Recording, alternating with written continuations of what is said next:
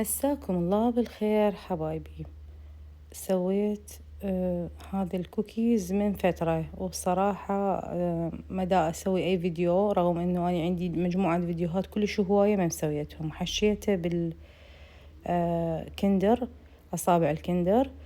هي ذايبة بس محافظة على شكلها. قوام الكوكيز رهيب، يفت وبنفس الوقت هو متماسك. هذا نوع كوكيز ثاني، نفس الوصفة بس سويتها بغير نوع زبدة وحشيتها بالنوتيلا. هذه المكونات: طحين، زبد، سكر أسمر، سكر أبيض، حليب باودر، بيض، ملح. حنبدي المكونات نسمي بسم الله ونبدي. السكر نوعين ويا الزبد قلبتهم لما يتجانسون ويتداخلون ببعض.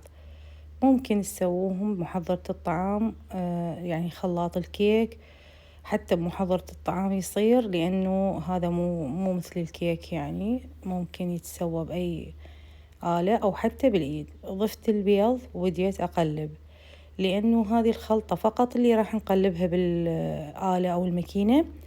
من ننزل الطحين بعد ما يصير نقلب. هذا صودا وفانيلا، وعندي ملح. هذا الملح خليت لها صودا وفانيلا وبيكنج باودر، وهذا حليب باودر. وراح تتداخل كل المواد، وأوقف وأشيل مضرب التقليب، أشيله بعد أستغني عنه. يبدي التقليب فقط بالإيد. وصلنا لهذه المرحلة، أفتح كل شي والداخل تمام.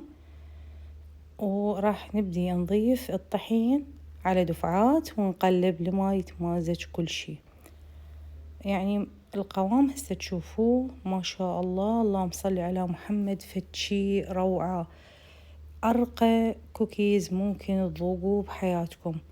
يعني هواية مكانات يبيعون كوكيز ما إلها علاقة بالكوكيز ولا بطعمها ولا بقوامها. هذا اللي تريدون تجربون وتقيسون، هذا قوامها. هذا طعم الكوكيز الأصلي المتعارف عليه. شوفوا بإيدي الثانية النظيفة ما لزق أي شي. راح أخلي وياها. هذا عندي كوب حويبات راح أضيفه بالحشوة، يعني العفو بالعجينة. وبعدين للتحشية راح أستخدم كندر أصابع قطعتهم، وراح أحشي العجينة. كل قطعة أسويها بحيث تصير مثل الكوباية هالشكل. أحفرها وأخلي 3 قطع أو 4 حسب ما تحبون. ما راح تذوب وتموع، راح تبقى متماسكة. راح تبدون هالشكل تسوون، تلموها على بعض، ونوعا ما تطعجوها بهالشكل بأصبعكم، بإبهامكم، بأي شي تسوون بيها هاي الفعصات. لأن هذا الكوكيز هو هالشكل، يعني من سماته وعلاماته بهالشكل. إما بهالشكل بالأصبع، أو يعني تشوفون الطريقة كلش سهلة إنه يصير بخسفات. هذا الكوكيز النيويورك كوكيز هو هذا الأصلي. هاي العجينة مثل ما دارويكم اياها حشيتها وسويت هاي الكمية بهذه العجينة. هسه راح خليتها بالصينية وشويتها على درجة حرارة 180. بعدين أول 10 دقايق وراها نزلتها 170. أخذت عندي 12 إلى 13 دقيقة. هاي هي حارة، هسه بردت. شوفوا قوامها، لونها، ريحتها تحفة فنية. يعني قوام الكوكيز من برا مقرمش، من الداخل هش وذايب من تاكلوه.